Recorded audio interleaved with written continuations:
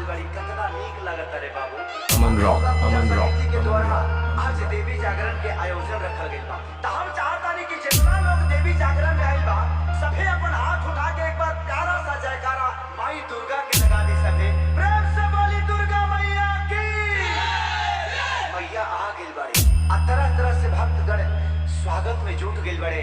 एही ना एगो भक्त अपना मेहरारू से कहत रे, का कहत रे कैसे या अपना मोहलिया से निकल हरी सबके मम्मी।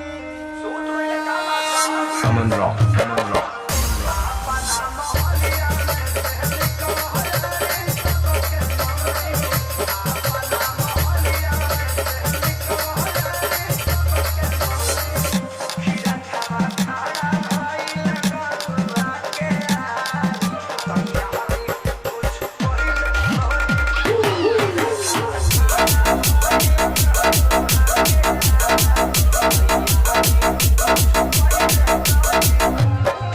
हमके अलग अलग भाव होला। एही भाव में हमार भौजाई भैया से कहत रहली हो, ए राजा जी तो भैया कहलन ह कि का हो।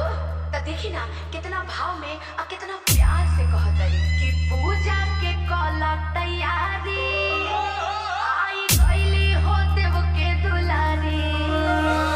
पूजा के कला तैयारी आई गईली हो देव के दुलारी। अमन रॉक